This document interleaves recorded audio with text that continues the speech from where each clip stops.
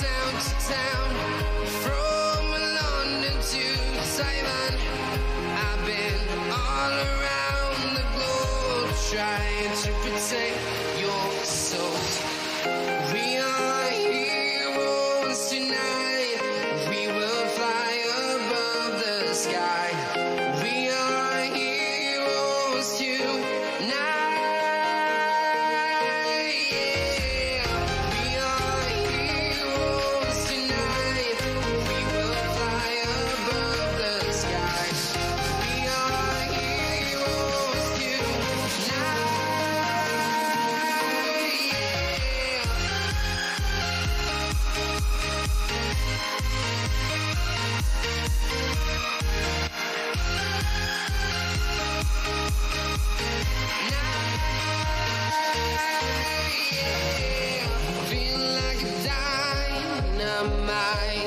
Ready to explore right up in the sky.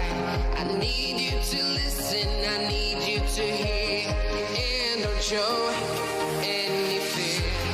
I've been flying from town to town, from London to Taiwan. I've been all around the globe trying to protect your soul. We are heroes tonight. We will fly above the sky. We are heroes tonight. Yeah. We are heroes tonight. We will fly above the sky. We are heroes tonight.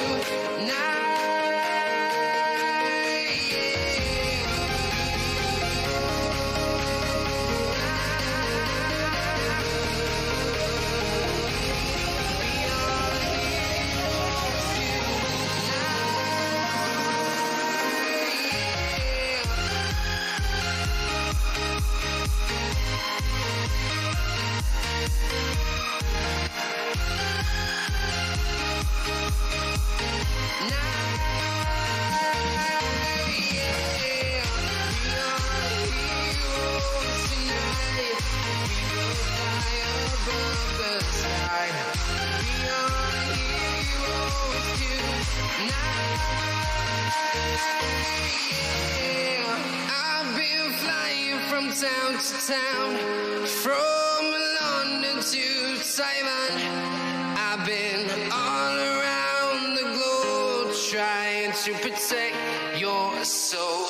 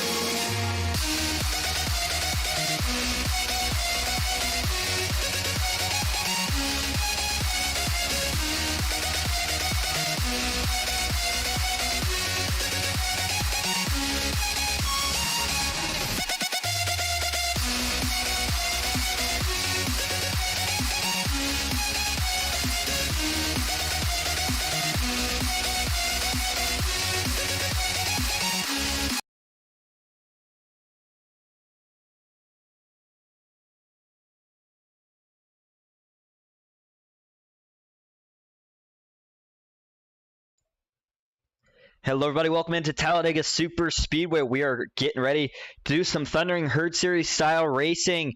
And before we get into your starting grid, let's talk a little bit more about the track. Of course, Talladega Superspeedway is known as the biggest, baddest, and fastest track in NASCAR, coming in over 2.5 miles long. In fact, 2.65 miles. Track temp today is going to be over 100 degrees, so these guys are going to have a little bit of handling trouble potentially. We are in the Gen 4 Cup cars, and at the Superspeedways, you might as well call them the ARCA cars. They run the same package. Tonight's race is going to be 60 laps. It's a Talladega 160, 80% fuel, 3 tire sets for everybody out here. 1 faster pair, which I think everybody's probably going to need. It is fixed setups. Weather outside, 78 degrees Fahrenheit, 58% humidity, cloudy skies, and wind at 6 miles an hour. And the good thing about this, or I guess I should say maybe the more exciting thing about this race, is that everybody in here, none of these guys really know each other. This is a hosted race. Everybody in here would be kind of what we call randoms, if you will. So it's going to mix things up a lot. But getting into your starting lineup here, looks like taking the pole is going to be Joe Thompson in the 88. So he is putting himself already in a good position to try to score that stage win, which will fall on lap 30. John Ward starts second. That is a McCall Motorsports driver. Third is going to be Kevin Clark. He has Kevin Thrift to his outside. And fourth, fifth, Donald Stewart. 6th, Charles Keller. 7th, Alex Giffen. 8th is going to be Joshua Colberth. 9th, Derek Jacobs. 10th, Jace Vines. 11th is going to be Mason, I believe that's Flegar. 12th is Mark Allen. Moving back down to 13th in the field, it will be Darren Roy. 14th, Christopher Larson. Row 8 is going to be Evan and Jeremy Osborne. 17th, John West. 18th, Brendan Ray. 19th will be Ed Gubick. 20th, Kyle Hess. Row 11, Ronald Jackson and Shane Jenkins. 23rd, Matt Lavallee. And 24th is going to be Brandon Broadfoot, the host of tonight. 25th, it looks like Danielle Gilgan. Eli Warren is to his outside in 26th. 27th, Daniel Dixon. 28th, Tim Duggar. 29th, Jesse Baker. 30th, Kyle White. 31st, John Crawford. 32nd is going to be Chance. Moving on back through the field. We've got a lot of cars in here. 33rd, Jerry Kelly. 34th is going to be Dalton Davis. 35th, Billy Rickett. Alex Savell starts 36th. 37th, Austin Bolson. 38th, and the last car, sorry, not the last car in the field, Bill Watkins is going to be the 25 car, though, in the field. 39th starts Clay Atwood. He has Hunter Robertson to his outside. 41st, Wade Palmer, and the actual last car in the field for a 42-car field is going to be Steven Rosenberg, who starts in that 12-car. Boy, he is going to have a lot of work cut out for him. And before we get ready to drop the green here, we're going to go to break just real quick so I can get the sound going back here. So we'll be right back. Stick with us.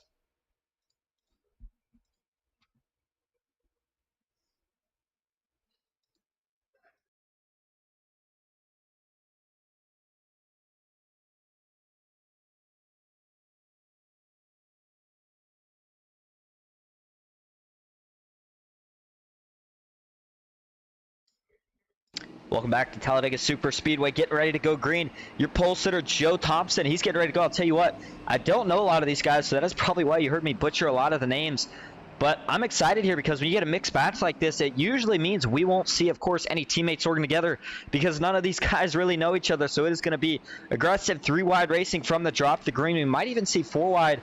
And believe me when I say this is probably going to be a survival of the fittest race. You are going to have to be there at the end. We'll talk a little bit more about the payouts here once we get a couple laps in, but first let's see if we can run those first 5 green and clean. Coming into the tribal, getting ready to roll into that Geico restart zone for the first time. John Ward is going to be one of the guys to watch in here. A couple other, Donald Stewart, we'll see what he can do in the 78, starting a little further back. Green flag is out. We are racing at Talladega.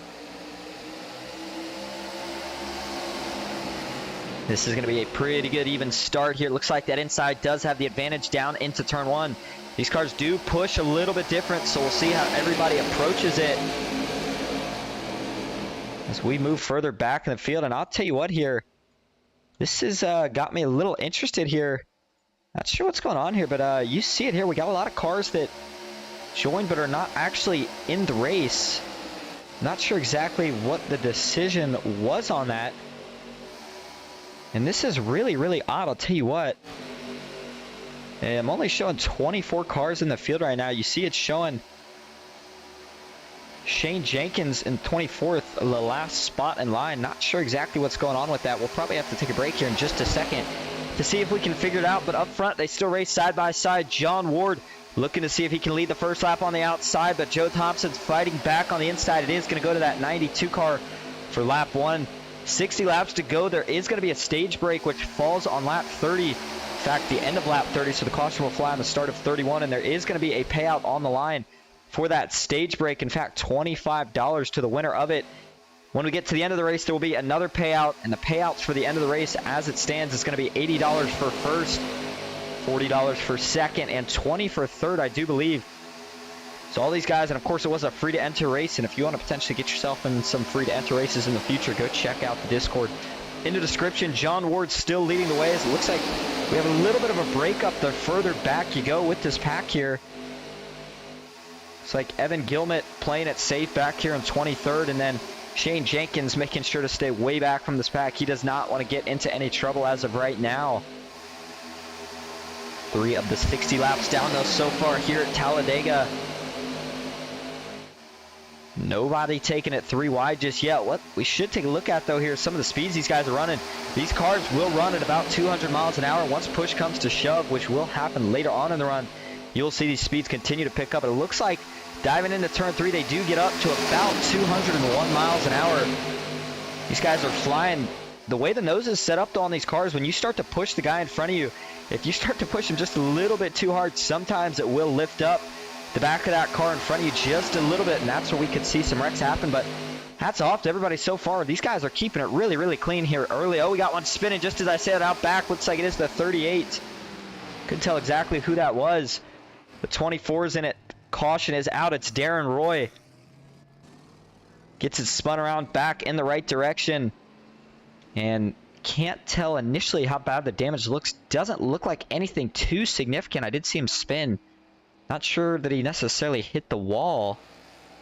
We'll find out here as we go take a look back at it. And I think this might just be him getting a little help from behind.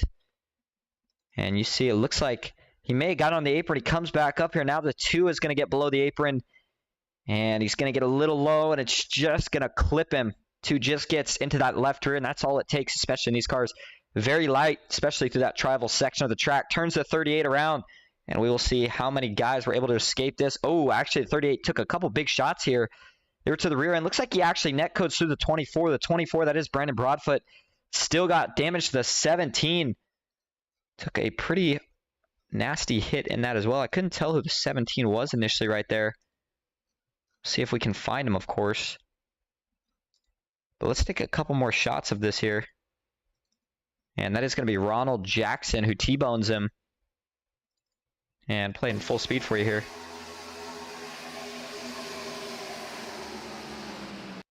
And we will get one final look at it from on board here with Darren.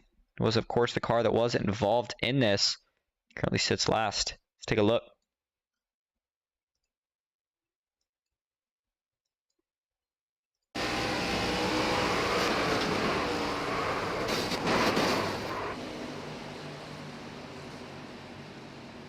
So a 3-car incident is going to bring out your first caution of the night here in this 60-lap affair. Let's go back live. Talk about your top 5. It looks like up front is going to be John Ward, started second, but it did not take him long to get to the lead. He knows what he's doing up front. Second is Kevin Thrift. Third, Joe Thompson. Fourth, Donald Stewart. Kevin Clark rounds out the top 5, and we'll go a little bit farther back since we do have a pretty big field. Charles Keller Jr. starts 6th for this restart. Alex Giffen 7th. Jace Vines up 2 spots from where he started in 8th. 9th will be Derek Jacobs. And Mark Allen Bivens starts in that final top 10 spot. We can look at some of these guys, though, who are making up some positions. Looks like up 7 spots right now is going to be Steven Rosenberg. Down 22 spots, or sorry, not down 22 spots, down 10 spots, rather, is Darren Roy, who we saw involved in that last incident. Still sitting on pit road. Did have a fast spare if he needed to use it. And the light's still on the pace car. So I'll tell you what. Normally, we would not do this early, but I want to go try to sort something out that seems to be a little bit of miss here. So we're going to take a quick break, but we will stay side by side so you don't miss a thing. Stick with us.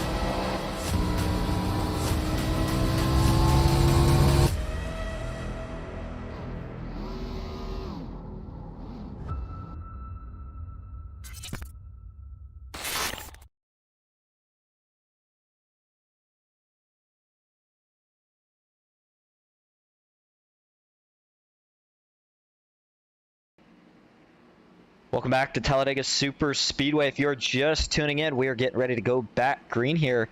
Looks like a couple guys maybe stopped here. I want to take a look at what this was all about. I think they were just waiting on the pace car here.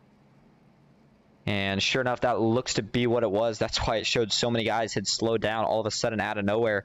And that man you saw right there is going to be the man that leads them to green. We do have the 1 to go signal, which means we will be going back green this time. And these kind of races are a little bit more difficult to commentate. So I appreciate everybody out here working with me because, you know, we don't really know a lot of these guys. We've never seen them before. We don't know what to expect from them tonight. And I did just talk to the man in charge, Brandon Broadfoot, and we got word that, sure enough, as odd as it seems, we do only have 24 cars out on track. Not sure what happened to all the rest of the guys all of a sudden as the race started. But a lot of guys that were in here ready to go racing, I'm not sure if it kicked them out or just not really sure what happened. But because of that, a lot of them are not in here now. Matt Lavallee in the 61, he is up 8 spots from where he started. That is one of the Gears Cup Series drivers.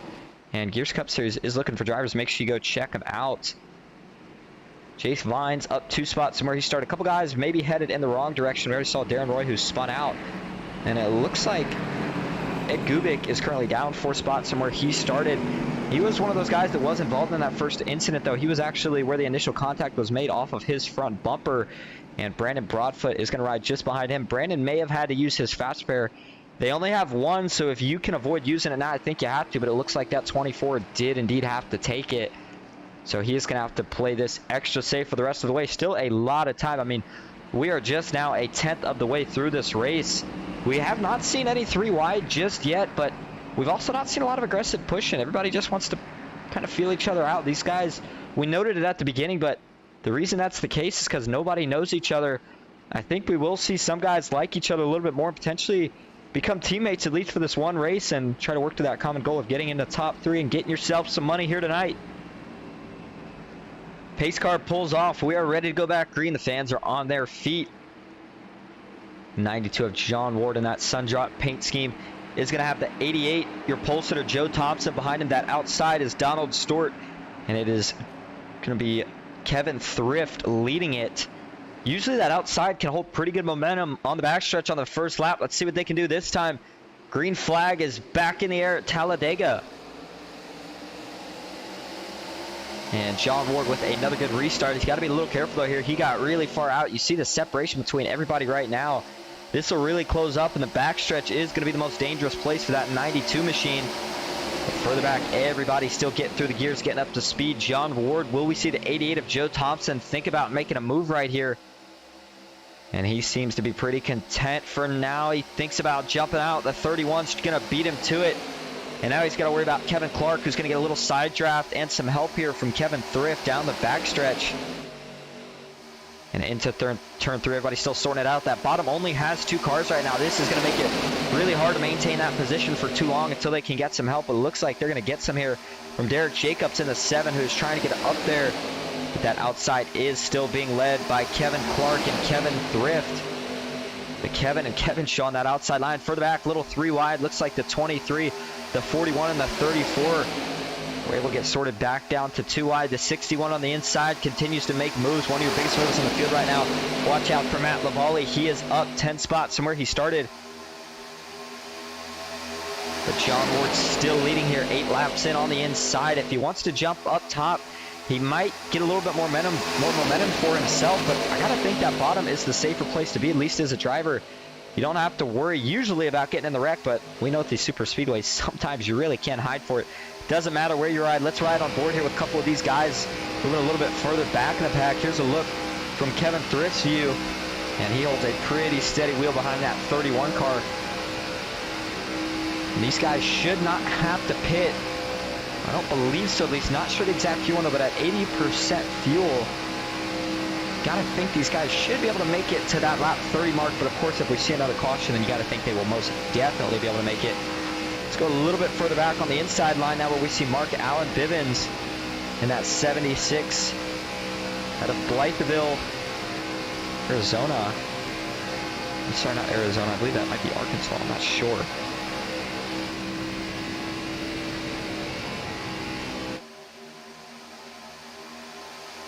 Up front, the 92 of John Ward still leads.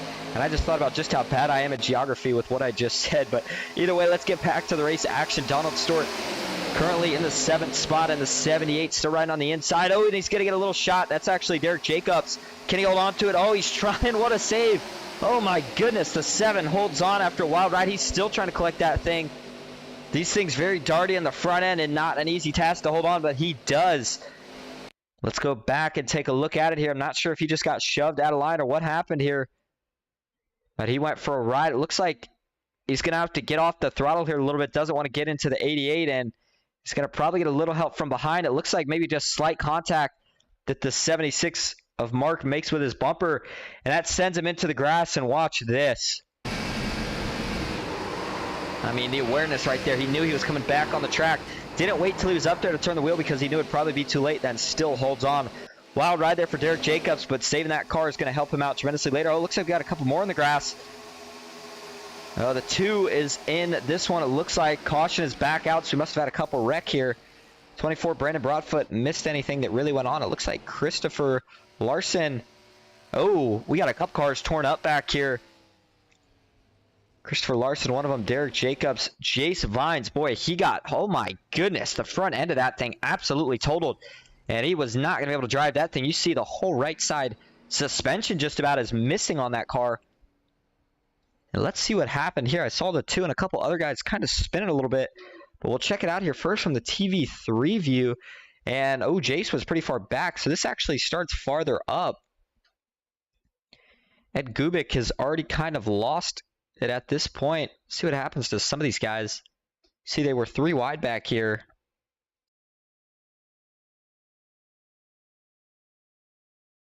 We got one that went down to the apron here. That is the 2 starting to come back up the track. And that 2, by the way, is Ed Gubick. And him and the 13 are going to get together. The 13 slides down the track here, and he is going to get into this inside wall pretty darn hard. Watch the back of this thing. There you go. Almost actually flips just from how hard he hit that wall. The 2 is going to go across the grass, and then there's going to be some contact here. This is where I'm not sure where this contact happened. And that's what we're waiting to find out right now. As Christopher Larson coming back up the track. Jace is still really far back at this point. And, oh man, oh my goodness. Parts going everywhere. You see, I think he committed to that top line and just couldn't quite bail out at that point. It was just too late. And let's take an onboard view here with Chris because he had a pretty interesting ride here. I think he thought it was probably over at one point. Interesting hit on the wall there that made him almost go over. Then watch this.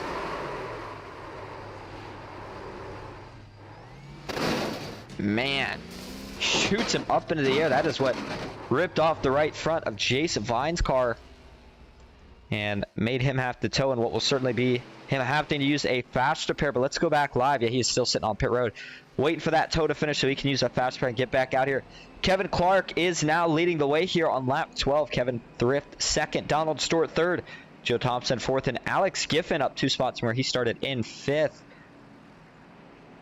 61 continuing to make his way through the field. And here's a pretty good one. Joshua Fireball Coldbreath. And he currently is down 2 spots from where he started. But that's a pretty cool looking name there.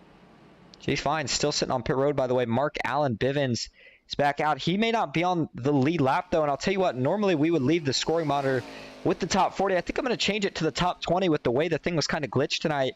With us only having 24 cars in the field, I think this will make it a little bit easier overall. And if you are out there watching, we appreciate you being here watching the Green Ghost on Ghost Racing Network. We are watching the Thundering Herd Series here at Talladega, the preseason. And it is the Talladega 160. Kind of made up name for the race, but it is 160 miles here, and we are at Talladega. That's what got you that name. But talked to Brandon Broadfoot, of course, the owner, currently in 20th earlier. Said the series is going to be starting up here.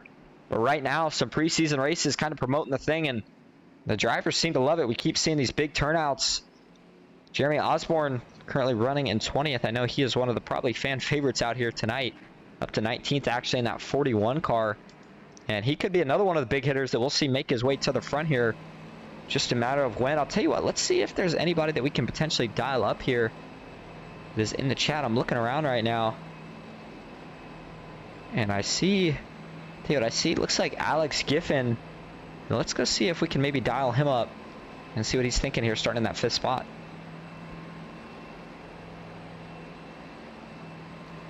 Hey, Alex, this is Austin up in the booth. You got a copy? Yes, sir. I got you.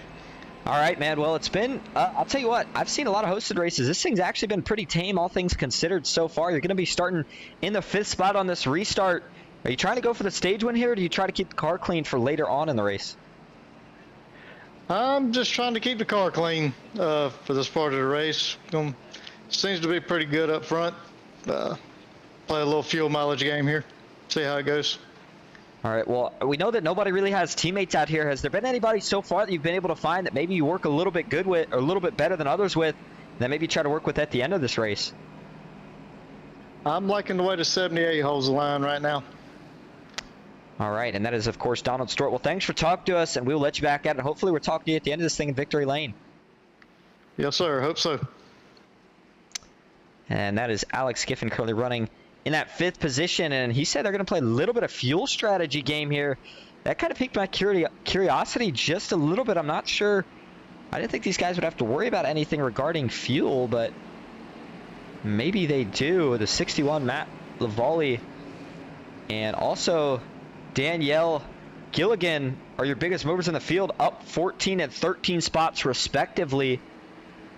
And Darren Roy is starting to recover after that spin early in the 38, and he looked pretty fast from where he was running. Unfortunately, right now, some of these guys, such as the 2 of Ed Gubick, not going so great. John Ward, he did pit, so he had to fall to the back, but he is going to be on a mission to get back up here as well, as long as John West, Shane Jenkins, we'll see if they try to work with him. And Shane Jenkins had looked really fast in practice. Did get the best qualifying effort, but nonetheless, still running, hasn't had to use that fast spray yet. And I think if you haven't had to use your fast spray yet, it's still a pretty much win-win scenario. And it gives you the chance to really go up there and get aggressive for the stage win and have a chance of getting some money early. Pace car, lights are off. He gets ready to take that hard left turn onto the pits. As the 33 and the 31 are going to be leading the field to green here. Kevin Thrift, first Kevin Clark. That second row is going to be Joe Thompson, Donald Stewart, Alex Giffen, Charles Keller Jr.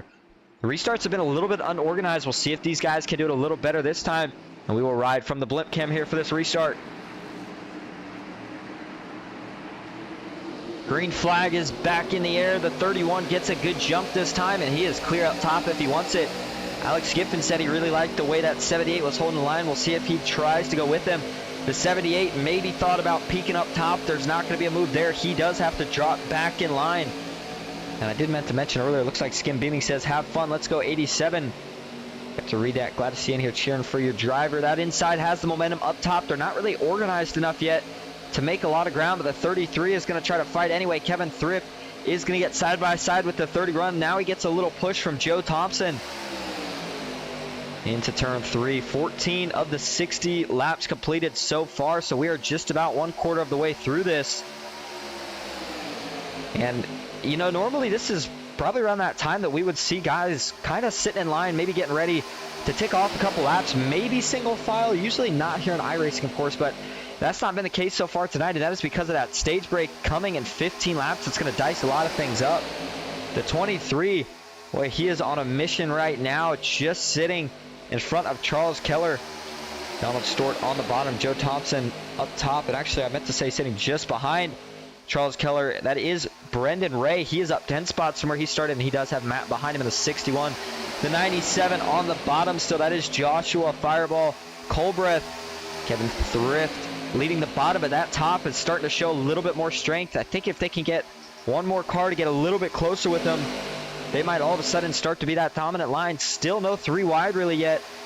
And John Ward, we will watch for him sitting back to the 92. He is one of those guys that if he can find someone to push, he will gladly push them all the way back up to the front. The 34 sitting in this pack as well. Let's go through actually and see how some of these guys are doing. So it looks like Jace Vines is back out here. We might have some of these guys potentially a lap down.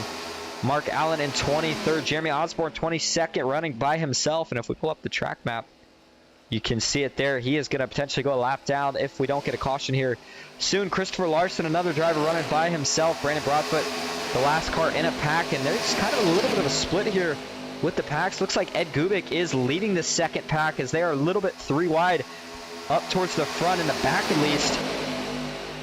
And that looks to be the 87.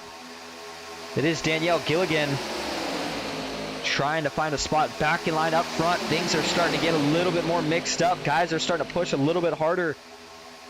And each lap that goes by, that is going to continue to be the case. Everybody's starting to get more comfortable. This is the racing that we came to see. It is going to be 13 laps once we cross the line next time. Left in stage 1. Now the 23 looks high. They are 3 by 3. The 61 in the middle, that's Matt Lavallee with help from John Ward. But up front, it's still the 31, Kevin Clark. Kevin Thrift to the outside, but that 23, Brendan Ray is looking to go to the front. And didn't get a ton of help, but has one drafting partner with her, or him, excuse me. And that is going to be Derek Jacobs. And Kevin Clark still showing a lot of strength up here on the inside. Now the outside's got to run that third lane. The more momentum they make up too is when we'll really see people start to jump up to the top and see if they can also go to the front. We say it time and time again, as the 33 gets clear, can he cut down low? I got to think that's the place to go if you get it. We got one in the wall further back. Looks like they're going to hold on to it. Couldn't tell exactly who that was. That might have been... Not sure exactly who it was. A couple people darting off. Looks like the Aflac car, the 28. I'm not sure if they didn't like what they were seeing or they just wanted to get out of this mess. But either way, that is going to make them fall back a couple spots. That was Evan Gilmet. Oh, actually, Evan's going to park it here. Must have had to go. Unfortunate. Up top, the 23 and the 7 made a decent run. Temps may have been starting to overheat for that 7 car. They had to fall back, and they have tucked back in line. So everybody is 2 by 2 again. Joe Thompson, probably the driver that has been showing the most patience tonight. One of the higher I ratings in here, and he's showing you why. He realizes that his best chance is to not be aggressive now, but just stay in line, keep yourself to the front, and potentially make some friends by doing so. And we'll turn this audio down just a little bit. I do realize it might have been a little loud, so I do apologize for that. But up front, the 33 still getting ahead. If the 88 could somehow get clear, you got to wonder, does he think about maybe dropping down? Does he stay up as we ride out of the gearbox here? Kevin Clark. And the 78 is staying pretty close. You usually can't push the pusher. We might see very, very slight contact. The goal of that third car is really just to stay nice and tight to the car in front of him, so that if the guy pushing the leader falls off, they can get right back to him and there's no time wasted. Looks like they did split out the Pepsi car. I'm trying to figure out who that is, I believe. Go back a little bit farther. That is the 22. And is that... Still can't quite tell exactly who that is. Brendan Ray is still up here running. You see Joshua Fireball Kulbroth on the bottom, and I think that might be John West. I keep seeing, no, John West is further back. Tell you who that is, actually. I think that's Mason. I think that's actually Mason Flogar running in that 777 car. I cannot tell some of these guys. Like I said, new names out here, but either way, up front, that's all that matters, because those two on the outside, man, they just seem so strong still together. Oh, a little bit of contact. Got to be careful. Can the 9 hold on? They're going to go 4 wide. That might create a little more contact. They all hold it together, and they go back from 4 to 3 and now down to 2. Man, oh, man. That got really sketchy for a second. Everybody's able to hold on. The 33 still riding up top. So him and Joe Thompson might be working together, as BB has just joined the chat. Good to see you in here, BB. Watching some hosted racing. These guys putting on a heck of a show. You do not see racing this clean in hosted very often. So Brandon Broadfoot putting on a heck of an event here. John Ward has not made up as many positions as I thought he would have by now, but continues to crawl to the front slowly, down 13 from where he started, as he did start high up. And Matt Lavallee looks like he's kind of trying to work that third lane a little bit, but he's just not getting any help from anyone right now. And with that, he is probably going to have to jump back in line down here, entering the tri-oval. And it is now going to be 9 laps to go here in stage 1. Who is going to win it? Got to think that 88 is thinking about making a move towards the end, but who knows? Maybe if he pushes that 33 to the stage win now, that 33 will push him to the actual win later. But I don't know. I think when it comes down to the end of this thing, these guys are going to get crazy, as they are coming up on the 20th place lap car, and I believe that is Jeremy Osborne. Sure enough, it is. The good news here for Jeremy is if he can stay the only car a lap down, then he will get the lucky dog and be back on the lead lap for that final sprint to the finish. And we're going to see him go 3 wide for a second around him.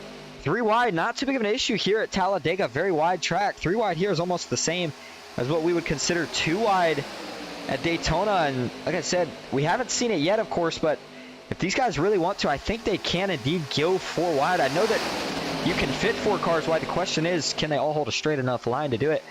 The 777, that's Charles Keller. He has been having a pretty good run so far, sticking around the top 5, definitely within the top 10.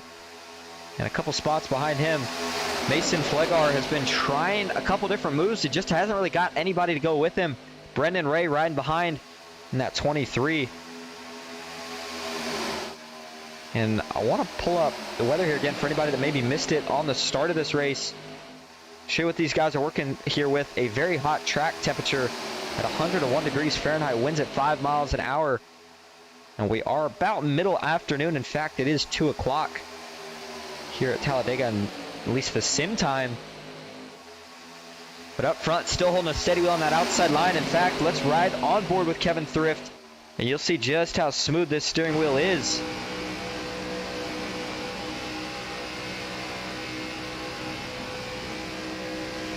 And those hands not working much is a good thing, especially with, we saw a couple saves earlier. Actually, we saw a wicked save from, I believe it was Derek Jacobs in the 7. But what I was going to note with that is, I mean, you see the bottom here, Kevin Clark, looks like his hands are working a little bit more because he has to hold it a little bit lower.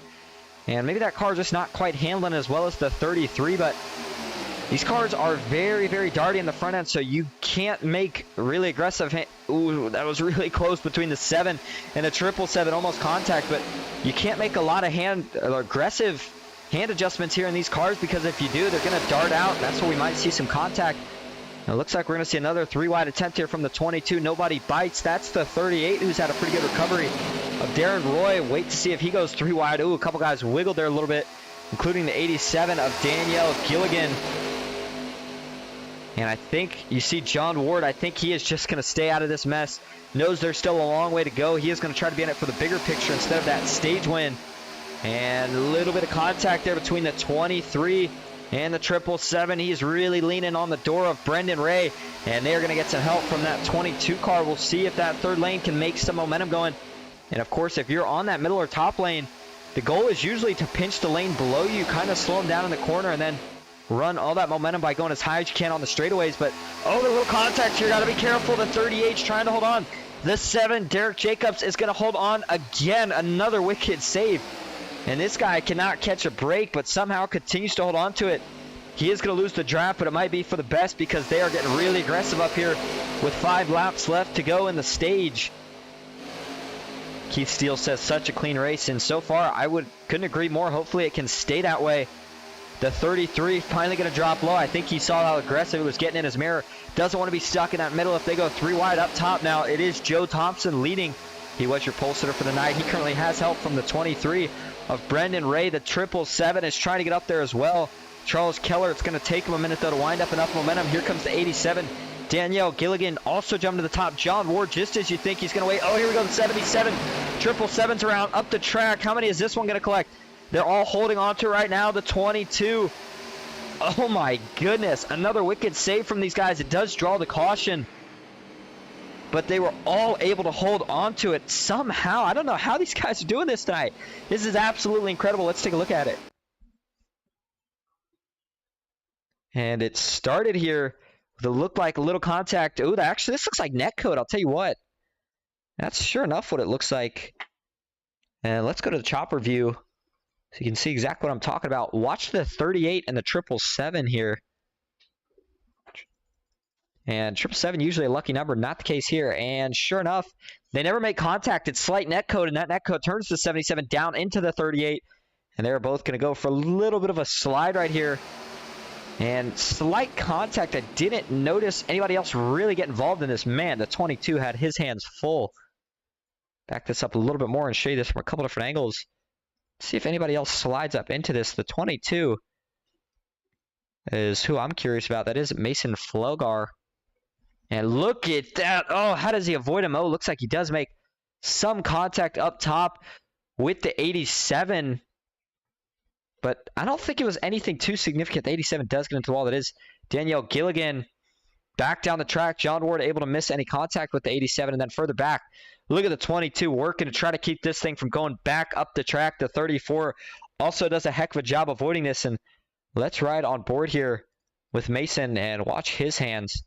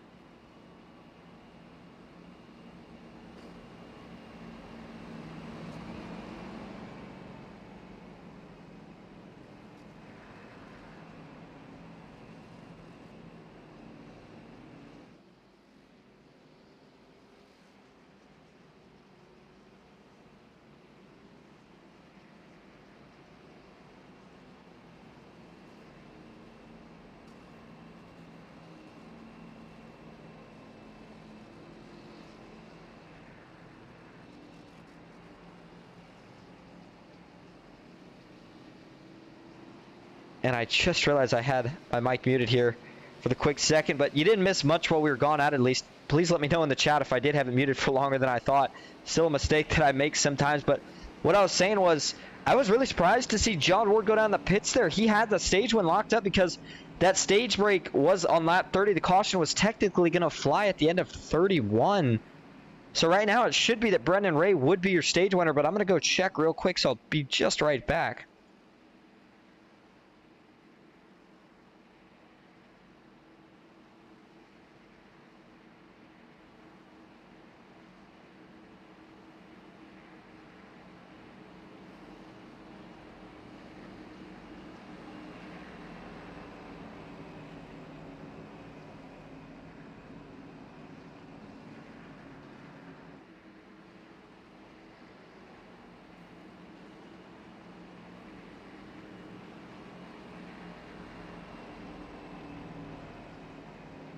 And we just got some insight on it. This is some of the things that, again, I mean, I can't really know up here in the booth. Things change, but So what actually happens here is Brandon said, once that caution came out, he said, all right, we're going to freeze the field here. This will be how the stage ends, at least in terms of running order. So your actual stage winner, after much confusion up here, is the 33 of Kevin Thrift. Gets himself $25 here halfway through the race. And that's going to give him some momentum to be even more aggressive here, as he will be starting second on that inside line, third overall. And that would make a lot more sense on why John Ward did indeed pit, had nothing to gain from staying out. So he decided to come down, top off, get himself a little extra fuel. Maybe be better for the end of this thing. Pace car pulls off. It is going to be 30 laps to the finish. We will see if we can run the rest of them. Green the outside is your pole sitter, Joe Thompson. He is going to have Joshua Fireball Colbreth behind him. Kevin Clark in the 31. We saw him up front. He is third on the inside. What can he do? Alex Giffen, talked to him earlier. He is going to be starting 10th. We're going to have to keep an eye on a bunch of these guys, but here we go, rolling up into the Geico restart zone. Green flag is back out. 30 laps to go at Talladega. And the 88, Joe Thompson, got a pretty big jump. Unfortunately, he doesn't have any help behind him, so he is going to fall back before he has a chance to get clear down low. Further back, the 2, it looks like Ed Gubick is going to jump to the top. The 97, Mason, drops to the low lane. And I think we're going to see these guys kind of settle out too wide here for a little again, much like we saw earlier on in that last run. But once we get to about those final 15 laps, I would say guys are really going to start picking it up, and we're going to see the aggression level go through the roof. Be interesting to see if we have to throw in a pit stop here or not. Remember, it is 80% fuel. Not sure the exact distance that is in these cars. I know the next gens on 100% fuel can go 40 laps. You would think it'd probably be pretty close, but we're not in the next gens. We're in the Gen 4 Cup cars. And with as fast as these guys are going, you got to think they're burning a bit more fuel. The 31 already has found his way to the outside in front of Joe Thompson. And this kind of switches it up. Last time we saw the 31 on the inside and the 33 on the outside, but they have swapped places just about. And now Joe Thompson is going to be pushing that 31 car further back to 7. That is Derek Jacobs. He is trying to get a third lane going up top. Oh, we got him wrecking out back pretty hard. The 34 is in it. The 2, Ed Gubick, he goes down. Oh, man, big hit on the inside wall for Ed Gubick. And that 2 is destroyed. Oh, you see the suspension's broke. That might have been part of why he took that hard left turn. Looks like John West was the other car in it. This is going to bring out the 4th caution of the night here on lap 32. And Ed Gubick, he might be done. Looks like I might have had one more car in it. That is Alex Giffen. And he seems to have a little bit of damage on the back end. Not so much the front, at least from what it looked like here. We'll see when he comes around. Yeah, ooh, yeah, the back end of that car is pretty banged up. Let's take a look at what happened. This was towards the back, so it didn't collect too many guys, thankfully, but I think this is going to start somewhere with Ed Gubick, who's just having a rough night, been involved in a couple incidents here.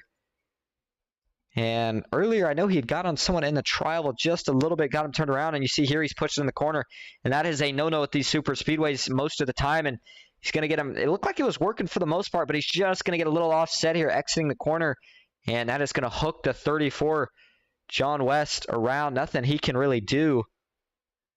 And the 2 is going to go pretty hard into this outside wall. I think this broke the suspension. Oh, sure enough, it did. I mean, you see the right front there absolutely totaled.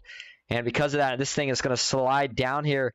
And he is about to hit the wall hard. Look at his hands. You see the hands turning to the right, but he's not locking it down. He probably thinks he's going to be able to steer out of it, but that thing is just not turning. Watch this hit.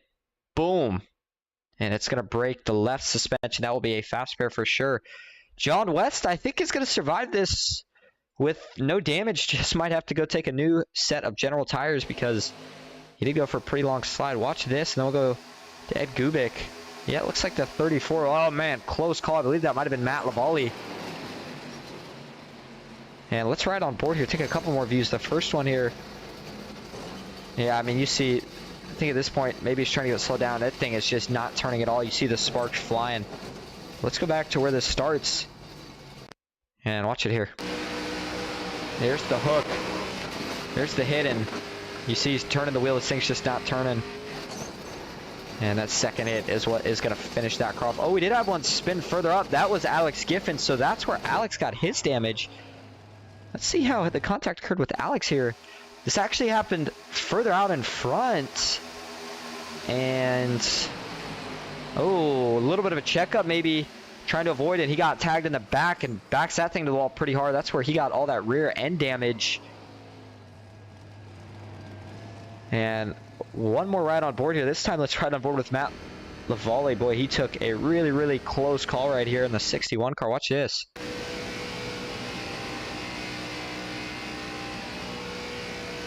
Man, saw the 34, and sometimes it kind of feels like a deer in the headlights.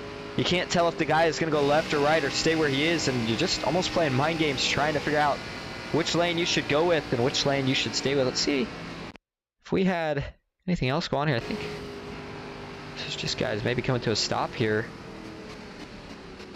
Yeah, but it looks like it is just going to be Matt coming to a stop to let some of these guys go. We do get notifications on it, so we just check usually to make sure that nobody actually had any incidents. And up front here, the 23, Brendan Ray, looks like it had showed that maybe he had stopped as well, and it looks like he is going to pull off to the side. They've had to go try to do something real quick, but as we go back live, he is back and he is leading the field. Brendan Ray in the 23 car up 17 spots from where he started, leading the way as your hard charger right now. Kevin Clark second. Third is going to be Joe Thompson.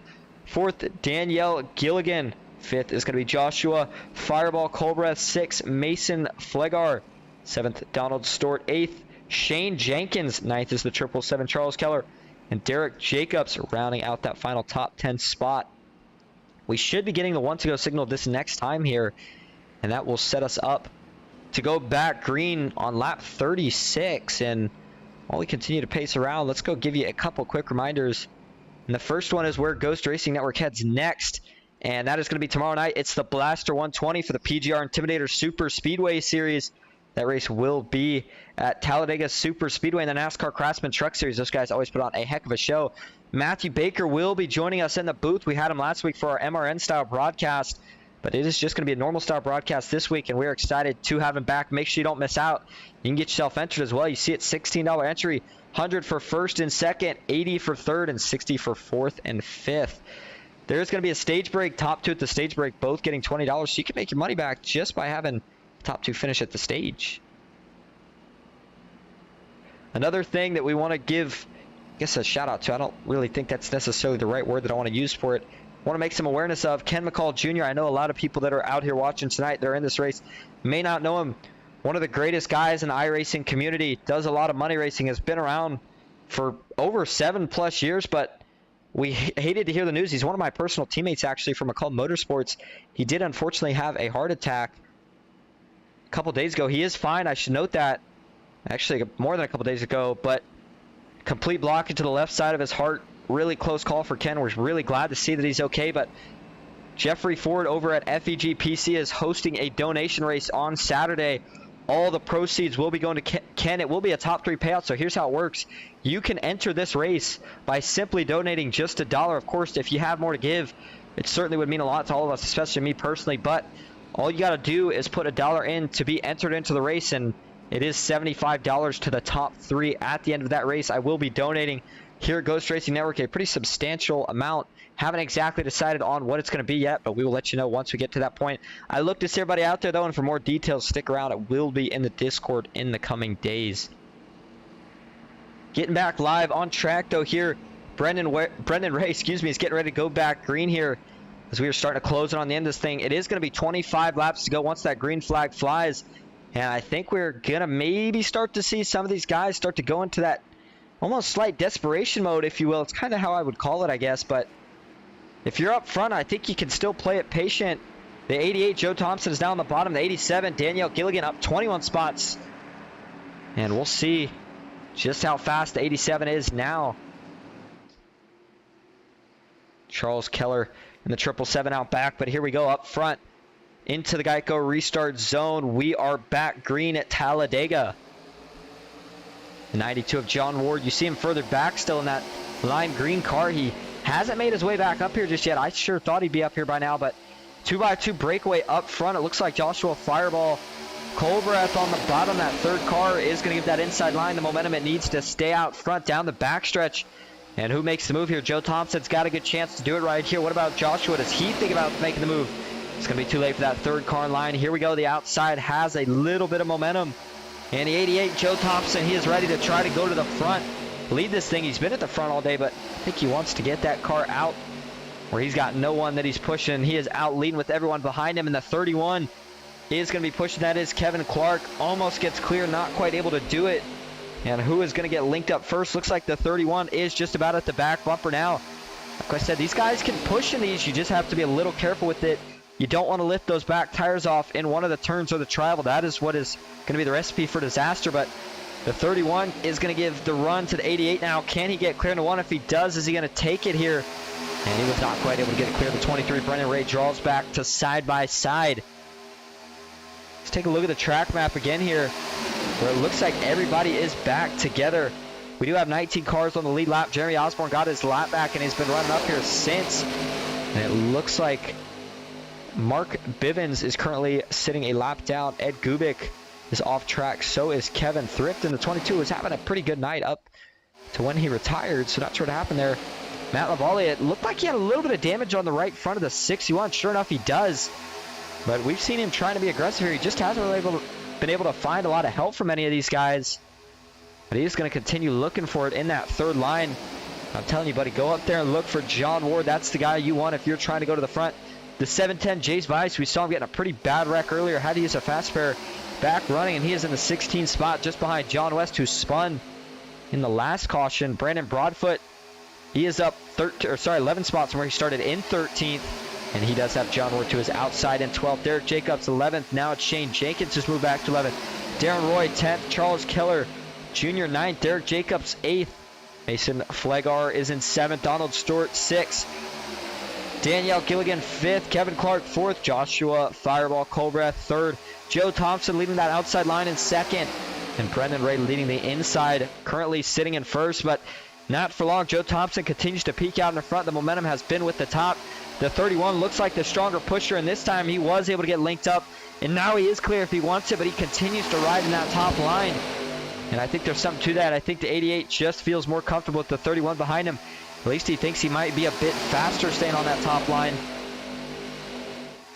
22 laps to go here at Talladega, the 97.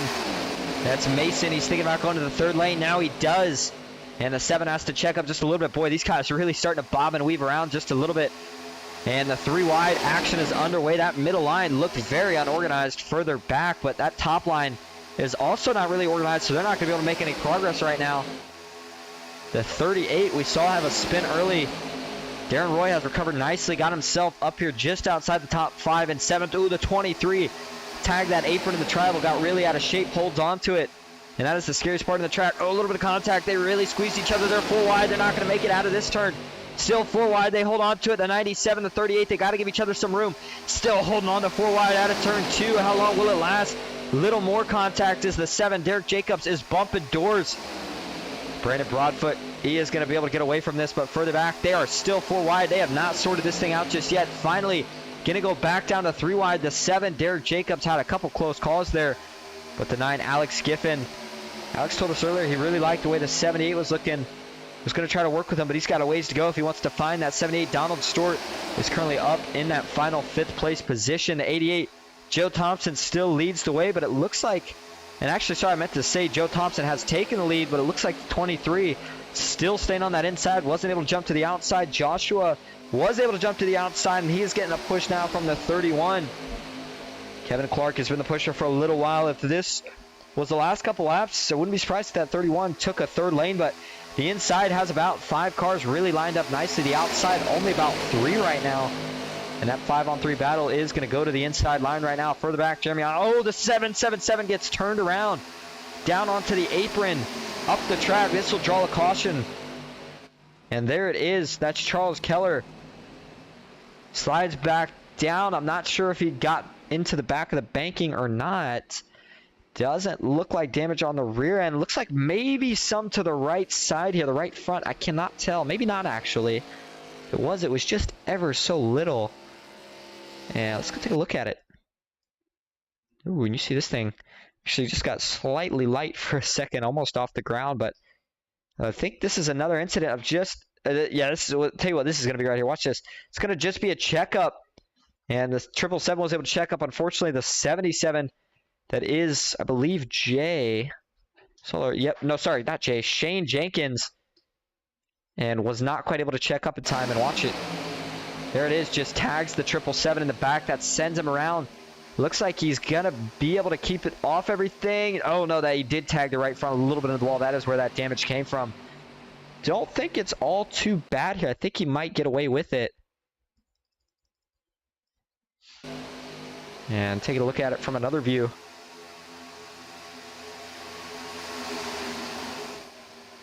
And yeah, not too bad. I think he'll be fine. I don't think it's worth wasting a fast break. Actually, I'm not sure if he necessarily has one left. Well, let's go back live here. The top 5 has shuffled up just a little bit as we are now under 20 laps to go. So things are going to start getting really, really crazy as each lap goes by. Joe Thompson leads the way. Joshua Fireball Colbreth in second. Brendan Ray third. Kevin Clark fourth. And rounding out the top 5 is Donald Stewart. Some of the guys that we thought would have made their way up here by now, such as John Ward, hasn't quite worked out just yet. Looks like Matt Lavallee is in pit road. So is Charles Keller. Derek Jacobs as well. And Shane Jenkins in the 77 goes down. He is going to top off on fuel. Maybe get himself some tires as well, as it looks like he does overshoot his box. Just a little bit. Quick reminder, if you're tuning in, you like what you're seeing, we would certainly appreciate it if you give us a follow. But if nothing else, if you enjoyed what you saw tonight, at least give us a like. Lets me know you're enjoying it. And feel free to comment what is on your mind. Thank you, everybody that's been out here watching these guys go at it tonight. I think a lot of you that are in here are actually some of the drivers in the race. You guys are putting on a heck of a show, so make sure you give yourself a pat on the back before this thing's over. And the lights on the pace car are on, so that means we are going to be going around at least one more time. We are going to take one more commercial break, and then we will stay here for the rest of the race, but we'll go Coast Racing Network side by side. Stick with us.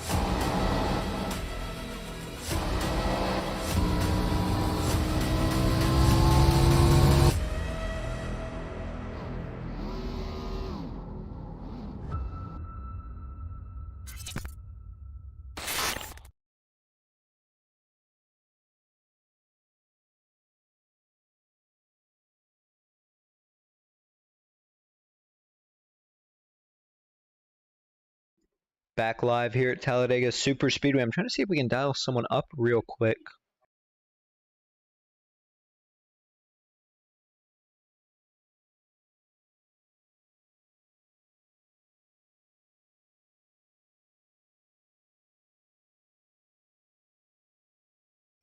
And unfortunately, it doesn't look like any of the drivers that are up here up front that we could interview are hanging around in the Discord channel.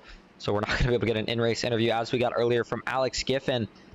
But I'll tell you what, if I had to pick a favorite right now that I think has the best shot at winning it, I think I'd have to go with Joe Thompson. Started on the pole, has been in the top 5 just about all day. Almost got himself the stage win, couldn't quite cap that off.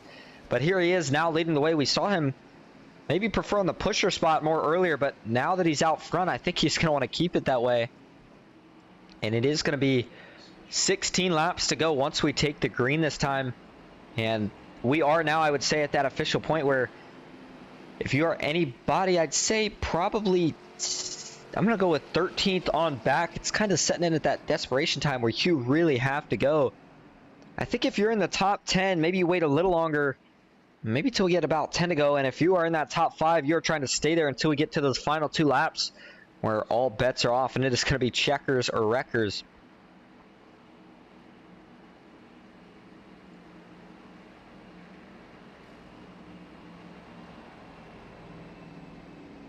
Be interesting to see here.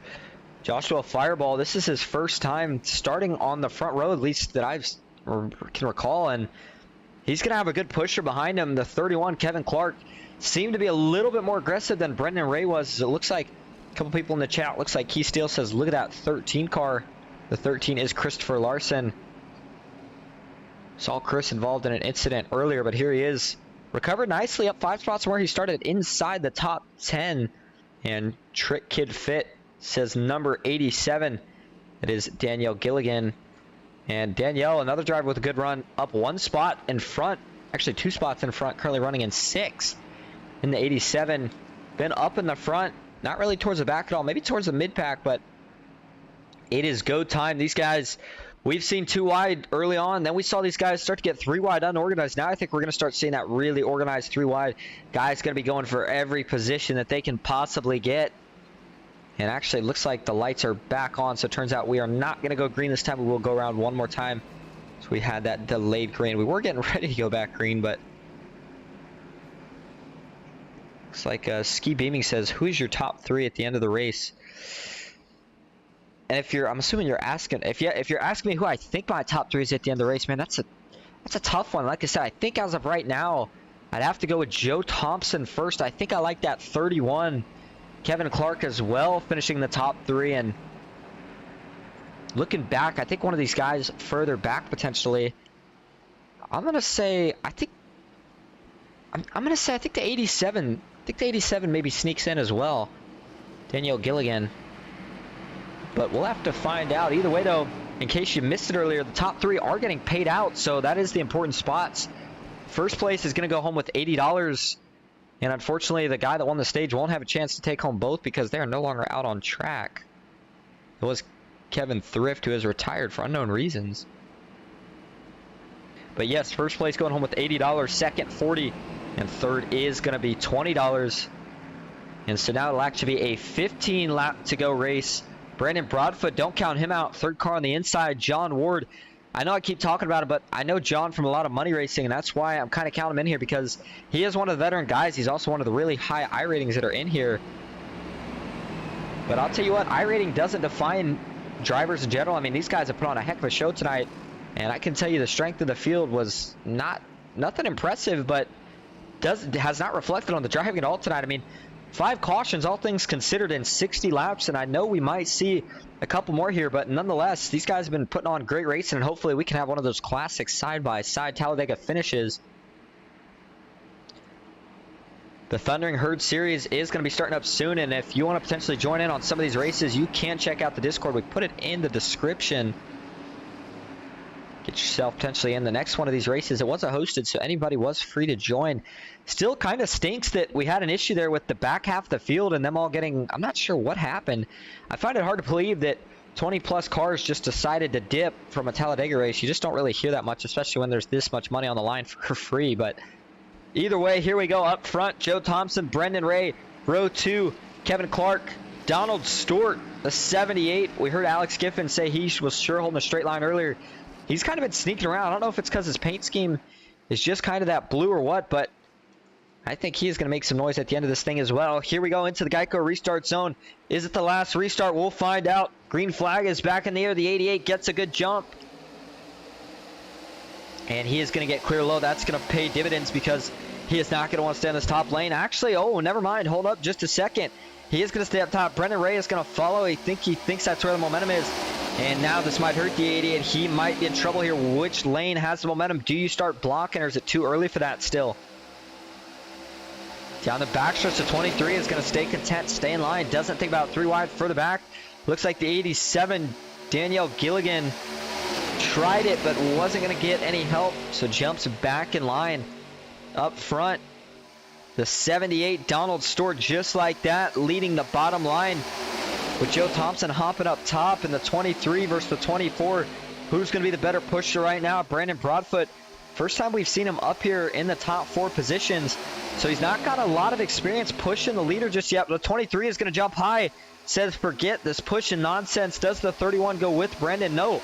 Going to stay low. This will hang the 23 out to dry unless he can get some help. And sure enough, he is, from Danielle Gilligan into 87. And just like that, we are 3x3 with 14 laps to go.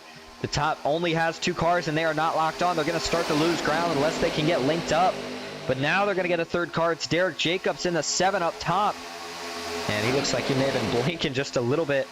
The 88 is clear down low, but I think he likes his drafting partner right now, the 31 of Kevin Clark. Will Kevin stick with him to the end, or does Kevin try to steal it for himself at the end? 24, Brandon Broadfoot, now leading down low with the 38. Darren Roy spun in the first opening laps actually, but here he is back up here now in the top 5, the 13 as well. Christopher Larson, he has also got into the top 5 now. And the 77 looking to maybe take it 3 wide here. Got to be careful. Oh, man, jumps back behind the 9 of Alex Giffen. Contact was almost made right there. And they have all gone back to 2 wide right now. And it's going to take this third lane, I don't think is just going to come out of nowhere. It's going to take a couple different tries. Guys, a lot of times the issue as the driver is everybody wants to lead that third lane. No one wants to be the pusher to help that third lane get to the front. And if everybody's trying to lead it, then that third lane will never make any progress. But we're coming to 12 laps to go this next time. And right now it's a dead heat for the lead. That 38 is showing that he can push just as good as Kevin Clark on the outside. And that has put Brandon Broadfoot in the lead.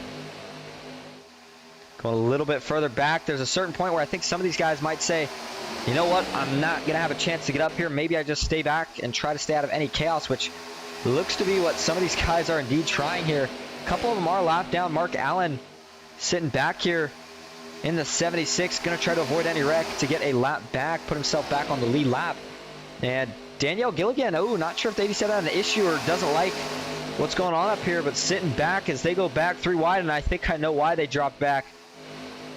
Up front, 88, Joe Thompson still holding the lead. John Ward, guess who? That is going to be the guy that's taking it 3 wide, and that's a good guy to have leading that third line. The 13's trying to squeeze up. Isn't going to be able to make the block in time. He's going to have to hop back down to that middle line.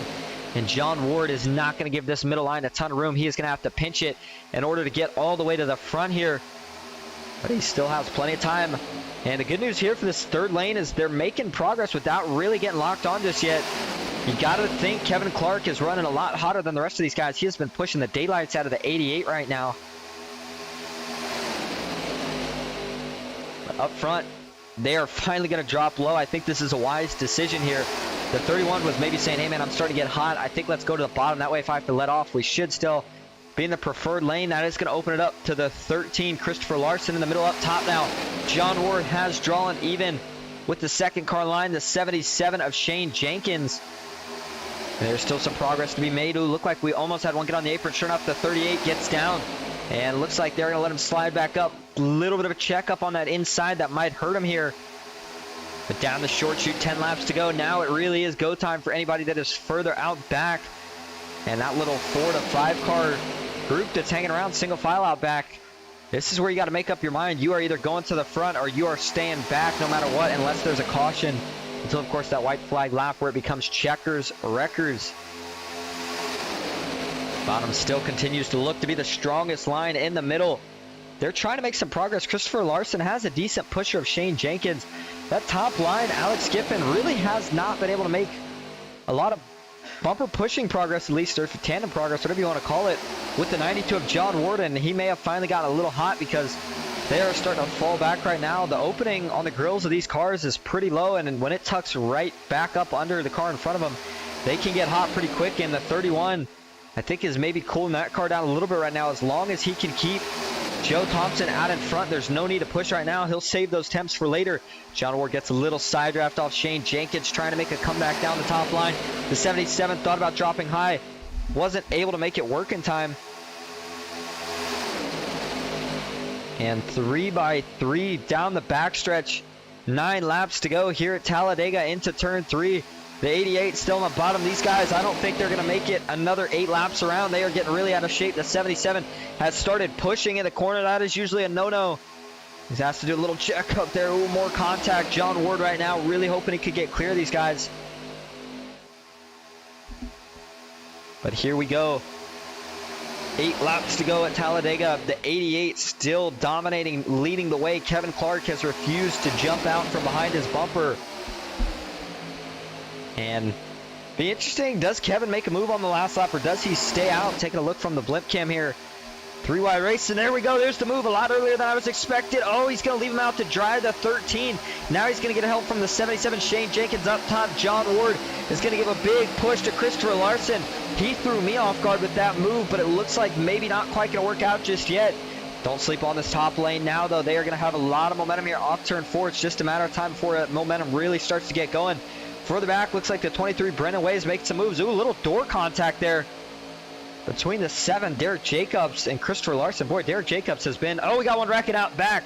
This will bring the caution out. Hold on just a second. This race is not over.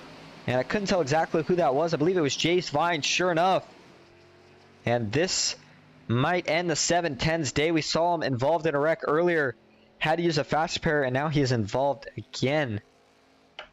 And that thing looks pretty darn banged up on the left side. Looked like he got turned. This was pretty far back in the pack, so let's see what happened. Looks like this is going to start with 3 different cars. That's Jeremy Osborne in the 41. The 23 is Brendan Ray. And some way or another, they kind of all got clobbered up here. Let's see what happens. Further up is where I thought they were going to wreck. Like I said, Derek was making a lot of contact. The gun is outside, but here we go. Looks like the 41 is coming down. The 23 maybe coming up a little bit. They make slight contact. This is going to turn that 41 down into the 710. Jace Weiss, who had nothing to do with it, but had nowhere to go once it happened. He is going to get turned up the track where he's going to make, yeah, it's pretty significant contact. Jeremy Osborne also hits that wall on the right side, or the right front pretty hard. So we'll see how that damage affects the 41. But yeah, more concerned I would say here about the 710 is it looks like he definitely got the worst of it. Take a couple more views of it. And there it is. Kind of a tank slapper. Does a good job that, or everybody else rather does a good job not getting collected up in it. And we'll take one more view of it real quick. And this is just guys really, really going for it at the end. Sorry, one more view of it here. And that could have definitely been a whole lot worse. Jeremy Osborne was slightly coming back down the track after he hit the wall and then lost a little bit of control until he was able to get it back together. But this is going to shake some things up because it is going to be probably 5 to go or less laps once we hit the restart. Kevin Clark is now your current leader. Joe Thompson second. Shane Jenkins third. Brandon Broadfoot fourth. Fifth is going to be Darren Roy. And I think anybody inside the top 10 right now has a chance of winning it, especially with the amount of moves we've seen. And the current driver rounding out the top 10 is going to be John Ward. And Alex Giffen. We're trying to get it going in that third lane for a little while. Didn't seem like it ever quite was able to get organized enough to really start working out, but we'll see if they can maybe try something different here. Looks like we still don't really have anybody. And actually, you know what? I take that back. Let's go see if we can get a word here from Brandon Broadfoot, who is currently running in fourth. Hey, Brandon, this is Austin up in the booth. Got a copy? Yes, sir. All right, well, it seems like it was kind of an up and down day for you. Got involved in an accident early, had to use the fast pair, so you kind of had to sit back for a little bit. You got up here. We saw you lean that inside a little bit, but you're starting in fourth here. You will be the lead push on the outside. What's the game plan? Go with the 88, man. He's holding a good steady line, and I'm able to get to his rear bumper and give him a good little nudge. Hopefully we can push him out to the front there. Hopefully he'll stay out in the middle lane with us, but if not, I'll have to fight my way up there. But all in all, man, yeah, I was kind of hanging back for a little bit since I had to use my fast repair early, but was able to get up here and race with these guys and had some clean racing here over the last few laps, and hoping we can give you guys a show the last 5 laps here. All right, well, we know that, of course, I guess you could technically say the money would be coming out of your pocket for this. So let's say that 31 drop slow doesn't work with you. Are you trying to just push someone to the win here, or are you trying to steal it for yourself? It could go both ways. I'm going to push somebody to the win, or I'm going to go for it and send that some of that money to the charity for the Macaulay. Well, that is what we like to see. Kenneth McCall, of course, one of my teammates, so I'm very glad to hear that. Well, thanks for talking to us, and good luck on finishing this thing off. Thank you, bud. Appreciate it. And that is Brandon Broadfoot, who currently sits fourth. He is in one of my favorite positions. I'm glad to hear that he was talking about he would be donating money to it. But getting back to, like I said, he is in one of my favorite positions here. He's going to be second on that outside line, so he kind of gets to decide here. I know I don't see him doing this. He said he really likes the idea of pushing this 88, but he's got all the options, right? If he sees that third lane come, he can try to block it, or he could stick to the 88 here, maybe get clear along with him. We will have to see how it pans out. I still think I have the 88, Joe Thompson, getting this thing done with the 31, also in the top 3, but I take away, I'm not sure who I think that third place finisher is going to be anymore, as they were just mixing it up way too much for me to be able to decide. And with the pace car lights off, it is going to be a 4-lap shootout. Not sure exactly how many overtimes we are going to have if we need them, but hopefully we don't need them, and hopefully these guys can finish this thing off clean. But we will have to see. One more reminder that if you're not in the Discord, you want to join in on it, maybe get yourself in this racing action, you can check it out. It is in the description of the video. If you like what you're seeing tonight, don't forget to give us a like. Kevin Clark on the bottom. I think this comes down to a battle of the pushers, though. I'm not sure how aggressive the 77 is, but it's got to be pretty reassuring to know that on that outside line, the guy pushing you isn't planning on taking that 3 wide, as that seems to usually be the goal at the end of these races. So that puts Joe Thompson even more in a catbird seat. I know a lot of times you'll hear people say they would actually rather not lead on the last lap, but the runs don't quite come as fast in these cars as we see in some of the other series. You can certainly build up a run, but it takes a little bit of time. If you are locked on with the guy in front of you, you two might be able to hold off any other lane that entire last lap. And the guy in first, I think I'd rather be blocking than having to try to worry about getting around the guy on that last lap. But we'll have to see how it's all going to play out. This is what we came to see right here, the 4-lap finale to determine the winner of the Talladega 160 here in the preseason of the Thundering Herd Series. Kevin Clark versus Joe Thompson. Shane Jenkins versus Brandon Broadfoot in that third row. It's going to be Darren Roy versus Derek Jacobs. Who is going to be the first one to make that third lane? Here we go. Green flag is back out. Good even restart. Oh, no. Unfortunately, this time the inside is going to be able to get up front. That is not what Joe Thompson wanted, but does he make the move now or does he wait? Ooh, looks like he's going to patiently wait. Actually follows this 31 down, and I think Joe Thompson's thinking about when he wants to make the move. Brandon Broadfoot still has an opening, but they're going to have to hurry up and jump to the top because the 7, Derek Jacobs, has a huge run. And it looks like they're still staying low. The momentum is starting to build. You see further back, the 61, that's Matt Lavallee. He is trying to get someone to go with him. No one chooses to just yet. Now Alex Giffen looks like he's going to go.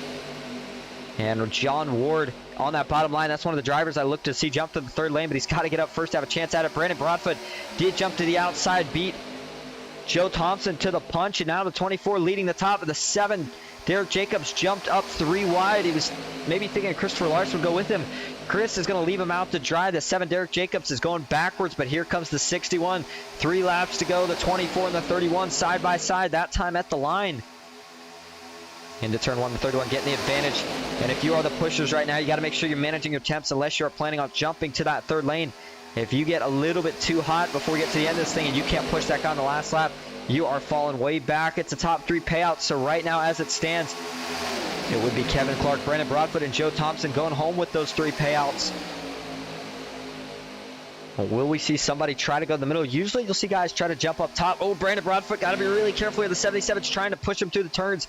That usually doesn't work too well. Ooh, Matt Lavallee may have had an issue as well. Looks like he has fallen back a couple spots. Going to fade out of the draft here potentially with Jeremy Osborne and a couple other drivers. But up front, they're still sticking 2 wide. The 77 really pushing aggressively right now. The 88 looks very smooth on the other hand. On the back bumper of the 31. 2 laps to go. If we take the white flag, it will be no more cautions. The question is, can we make it that far? Now you see John Ward hop up to the top lane.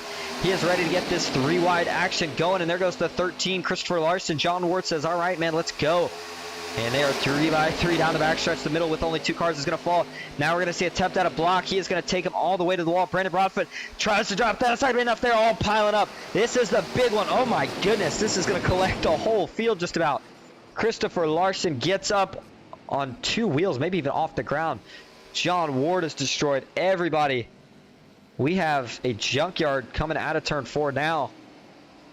And that was what I was a little worried was going to happen, and we are going to go into overtime now, but that collected a lot of good cars that I thought had a chance of winning it. Let's go take a look at it here. It looked like Brandon Broadfoot jumped high, wasn't able to get the block off in time, and you know what they say, you get 1 shot at it, but you don't get 2. And let's watch this from the chopper view. And it's already happened here, so of course we're going to back it up a little bit, but So this starts about halfway down the backstretch. We'll play it slow for you. Look at the momentum on this outside. John Ward gets all the way up under the 13. You actually see it lift up a little bit in the back end. This is creating a ton of speed for the 13 car. He's got to run. Brandon Broadfoot's going to try to get up here. And I'll tell you what, he actually would have made the block work, but he kind of hesitated and left it a little bit open for the 13. And when he did that, takes the 13th wall, realizes he's going to have to try to drop back down. Isn't quite clear. And once that 77 makes contact with the 24, he gets down into the 88. Oh, man, Joe Thompson was having such a great day up into the wall, and then the wreck is on from here. These guys come piling. That was actually the 92 of John Ward who got driven under it. Wow, a couple of them. Looked like we had a 3-stack of cars that drove under each other. And, oh, my goodness. And that is going to total quite a few of these guys.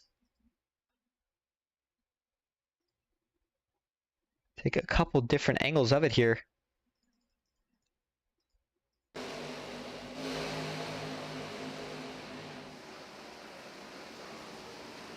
And that is definitely going to be classified as the big one. Let's take one more look at it here, and we will ride on board with John Ward. And it looked like he took a pretty wild ride in that whole event as well. Watch the 91 here.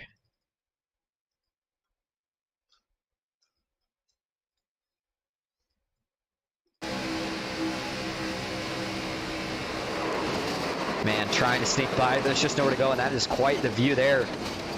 He was all the way up under Christopher Larson. Drives out of it as he sees some of these other cars smoking and sliding down the banking. So this changes a couple things up. Maybe takes a couple of the hitters out of it, but I think a decent amount of those guys still did have their fast repair. And one of those, of course, Joe Thompson did still have his fast repair. That'll work out good for him. Kevin Clark leading the way in that 31 car, and it's going to be Mason Flegar second, third, Charles Keller. Fourth is going to be Danielle Gilligan, fifth, Joshua Fireball Colbreth. And let's go all the way to your top 10. Sixth, Brendan Ray. Seventh, Matt Lavallee. Here we go. He's got another shot at up 16 spots from where he started. Jace Vines. A lot of damage to that car, but is stuck in here and might have a chance. You never know what happens on that white flag lap. Joe Thompson, ninth. He's going to have a lot of work ahead of him here. And Alex Giffen rounding out the top 10. If there's anyone that I think could do it, though, I think it's going to be that 88 car, but we will have to see. So that is just a ton of time to try to make, or a ton of positions rather, to make up the little time that he's going to have to do it. And the crazy races always seem to have crazy finishes. And I really think I would have liked to see the guys take the white flag lap there, but you know, guys, just some guys get desperate. Some guys trying to do a little bit too much. I'm telling you, the nerves, they get ramped up. You start thinking maybe a little bit more than you would normally be thinking, start trying to make moves that you wouldn't normally be making. And we should be hopefully getting the 1-to-go signal this next time around for our first overtime. In fact, let me check something really quick here, as it looks like we do have 2 green-white checkers.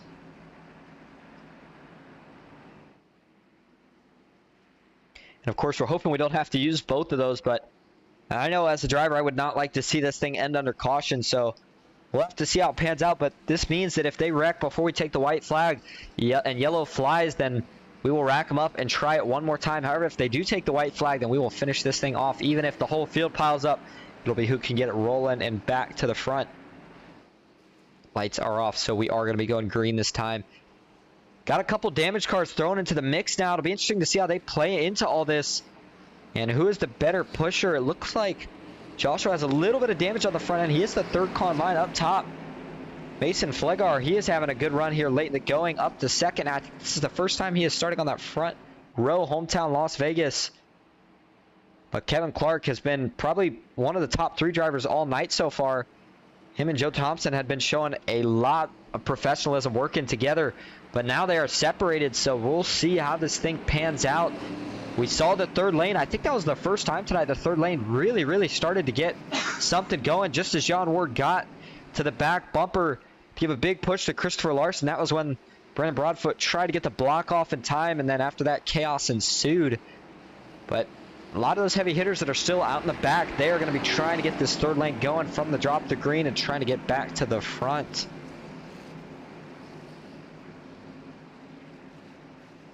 And I think, yeah, man, you see Brandon Broadfoot pretty beat up. Had to use his fast repair earlier. We talked to him, And it seemed like he was going to try to stay pretty conservative for it. Unfortunately, once he got himself caught in a bad position, it just went from bad to worse. And although he's damaged, I mean, I've been in positions like this before. There's been times where just about the whole field piles up on the last lap. And you'd be surprised at how many positions you can sneak through to make up. As quick note, Mason is up 10 spots from where he started. Danielle Gilligan up 21. And it looks like Matt Lavallee is up 16 spots in that 61. Did have some damage. Not sure if he was able to get that fixed, if he used a fastball on it or not yet. Doesn't look like it. He may have had to use one earlier. Has some damage to the right side, rather. Doesn't look like it's anything that should affect him too bad. John Ward sitting back here. You know he is looking to get up to that top line, the 76. Mark Allen Bivens. And Mark, boy, he had been struggling for a little bit, trying to get back on the lead lap. Stuck in it, got himself back on the lead lap, and it looks like everybody that is still in the race, in fact, is on the lead lap, with Christopher Carter currently sitting in 18th, the last car on track. Everyone else is out. And green flag is back in the air here at Talladega up front. Kevin Clark is going to get a pretty good jump. In fact, maybe too good of a jump. Ooh, he is way out in front. He is going to have to try everything he can here to block the lanes. You see he's trying to pull draft off of each lane, but the run is just going to be too big here. And right now, it's all in the hands of Charles Keller. What move does he decide to make? Does he go high? And if he does the 87 follow him? Here we go on the backstretch. Oh, we got a couple more around the 61. Back up in the tracks. Not going to hold on to it. Into the wall. This is probably going to draw the caution again. And sure enough, there it is. So we're going to rack him up and have to try this one more time. And that one looked like it took out another handful of drivers here. Trying to find Matt Lavallee, who it looked like maybe got the worst of it. Let's go back and take a look at it here. And I'm not actually sure initially how this one started. I'm assuming somebody must have just gotten turned out of line. And let's watch it here. Ooh, check up on the bottom there. And it looks like the 61, that is Matt, not quite able to get fully checked up. Makes slight contact with the 22. That sends the 22 around. And 88. Joe Thompson also getting in it. That sends the 61 back up the track. He's trying to hold on to it. Unfortunately, the 76 is there. Gets up into the 76. And are they going to collect any more here? I couldn't tell initially. Ooh, looks like 76. Wow, T-boned really hard. Almost gets upside down by Jace Vines, excuse me, who's just had a rough night all around. Not much of his helping, but just cannot seem to catch a break. The 38, Darren Roy, who we saw have such a good comeback. He's down in the wall. I saw Joe Thompson spin. Not sure if he hit the wall. It's looking like he did, but if he did, how hard did he hit it? Ooh, looks like it's pretty hard. The front end of that thing is pretty banged up, and that's what it's looking like. Here we go.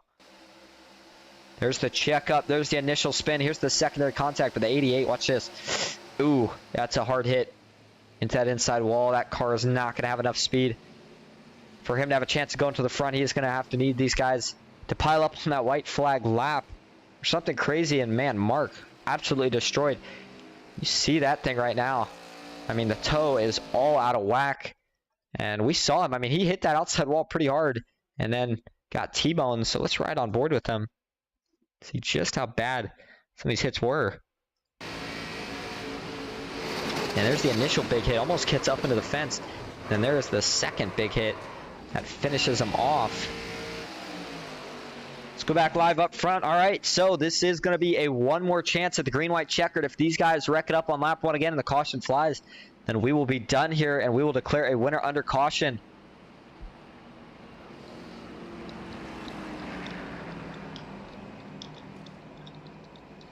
Setting up a couple more things for these guys here, as it looks like currently sitting out in front now is the 87. Danielle Gill, sorry, not out front, in second. Going to be leading on that top line, though. Actually, first is Kevin Clark. Second is Danielle Gilligan. Third, Charles Keller. Fourth is going to be Mason Flegar. And rounding out the top five is going to be Brendan Ray. Should be getting that one to go signal again next time, but really hoping to see these guys finish it off clean. But we'll have to see how it all pans out here. And right now, that top line, only two cars, but of course they will have some more lined up. John Ward was able to not get involved in that wreck and make up some spots pretty quick on it. The 23 looks to be a little damaged. That's Brendan Ray. And this is starting to turn a little bit into a free-for-all. And These guys kept it so clean earlier, so it's sometimes a little bit unfortunate to see this at the end. You don't like to see it, but I mean, what can you really do about it? Part of the nature of super speedway racing. It looks like, did Matt Lavallee have a fast pair? I think he may have, which is going to be really important here because he's going to have a clean car. I thought he may have used it already, but that 61 is looking pretty clean, at least on the left side. And sure enough, it looks like the 61 had a fast pair. So that was a smart decision by not using it earlier, even if he was maybe giving up a little speed, because for the final restart right now, this is really the definition of checkers or wreckers, because at this point, you got to think that the caution might be coming out, and you've got to try to get as many track position spots as possible as quick as you can. If they wreck on the white flag lap, it doesn't matter. It's more or less if they wreck on that first lap and it draws the caution. Kevin Clark, though, has to be feeling pretty good right now. Has performed the last restart really well and was leading quite a bit there during the last stretch of green that we had. We'll see if he can lead it one more time for 2 more laps. The 777 of Charles Keller. And man, I tell you what, I think he was just getting ready to jump to the outside, but the caution came out before he really had a chance to. And sure enough, lights are off, so we are going green this time. Been a pretty eventful race overall. We started with quite a few cars, but we have narrowed it down now. So it looks like only 16. Christopher Larson is the last car on track. Jay Fines, Darren Roy did retire in that last wreck. They both had already used their fast pairs and had been in a couple more incidents, but their cars are finally killed enough to where they're not going to be able to bring it back out on track.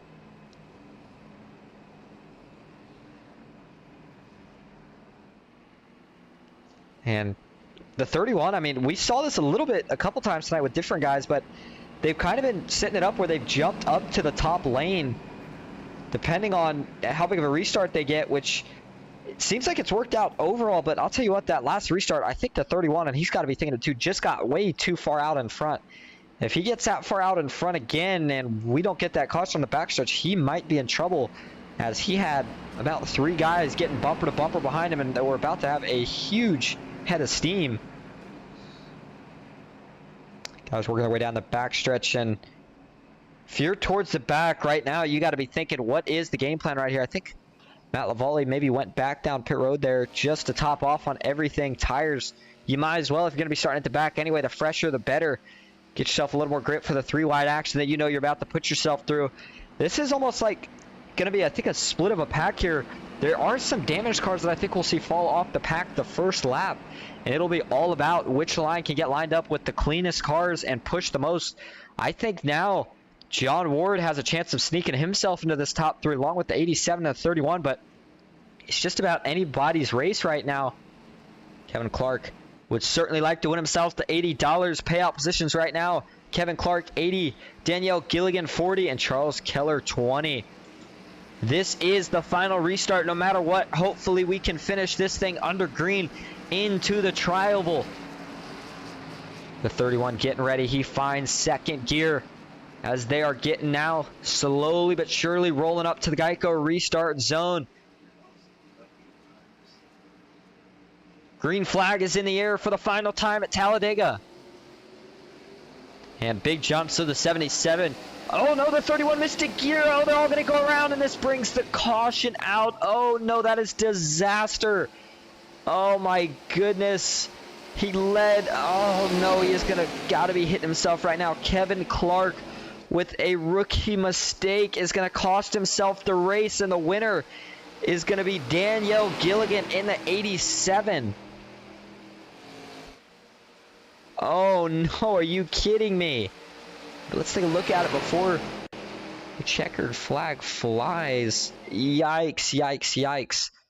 And I wasn't even looking at the 31 because I think I just kind of assumed he was going to get a restart. I was more focused on what the outside had got so much momentum all of a sudden. But let's first ride on board with them so you can see what I'm talking about. He is going to miss a gear here, and they're going to drive right under him. Watch this. Oh, no, no, no. I'll tell you what, I think he did. I think he was in 4th here. Hold on, let's try. Yeah, I think he was in 4th. I'm not really sure, to be honest. I mean, you hear him try to shift down to 1st. and he's just too high on the RPMs already. Thing is just about maxing out, and everybody behind him was ready to go. And man, that is a frustrating way for this race to finish. We'll take one more look at it before we go to the white flag, but nonetheless, it's how it finishes. And wow, a couple guys, Charles Keller, nothing he could do. And back up front where the 87 out of turn 2. This is, and by the way, of course, this race is going to end under caution. So now just trying to coast back the line. Everybody else, if they're not in that top 3, they're probably just going to park this thing and let it end. And it looks like, at least as of now, your top 3, the way they're running would be Mason Flegar second, Joshua Fireball Colbreth rounding out that 3rd spot, the last money, but actually pushing one of these drivers right now. And a little interesting here, Matt Lavallee riding on that inside. So we're not going to have your official results just yet, I don't think, until this thing is completely over. But while they roll up to the line here, we're going to see if any of them are in the Discord for potential interviews once this thing finishes up. And it doesn't look like I see any of them in here, so we may not be getting interviews from your top 3, even though we thought we would be. And there you go. Checkered flag in the air. There's your official results. At least as of right now. Well, checkered flag is in the air, but we'll wait till they make it all the way there to be sure of it.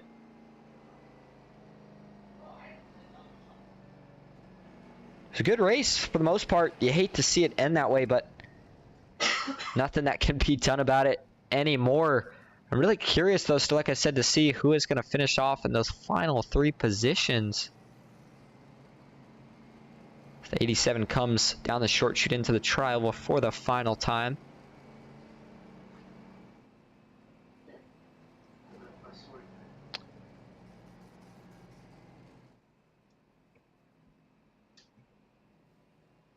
Looks like Matt Lavallee is going to pull in front, but the results are official. I'll tell you what, here's what I want to do real quick, and we're going to do this the manual way, so it's a little quicker. We're actually going to go back to that restart one more time here. And we will be going to see if we can just manually check your top 3 here instead of waiting on the game. And looking at it from TV2, the question is more or less, when did the caution fly? But it looks like, I'm thinking your top 3, I think the caution flew probably somewhere around here. I think it might be the 87, the 97, and the 92. But, yeah, with that ended under caution, it kind of makes the results hard for us to get. And I'm not seeing your top 3 unless, of course, they have different names. But, like I said, I don't think we're going to be able to get top 3 interviews. The results, as they're stated, are not accurate, so I don't want to read them, of course, because I don't want to confuse anybody. The important part is Danielle Gilligan is your winner. And do we get any burnouts here, any victory burnouts? You'd think we would after a pretty good comeback. Ran around in the top 10 all day, and here we go. Burns it down at the start-finish line.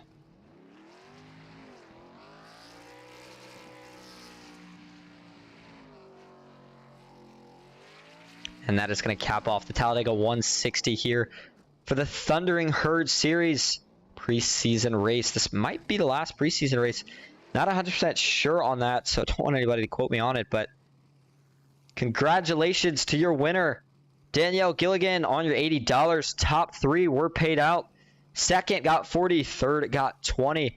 We saw it was the 97. It looked like they got second, and the 92 that got third. We thank everybody that came out. I know it was a little crazy there towards the end, but everybody that toughed it out with me, appreciate you being here. I hope you enjoyed it, and we will see you tomorrow for the PGR Intimidator Super Speedway Series. Have a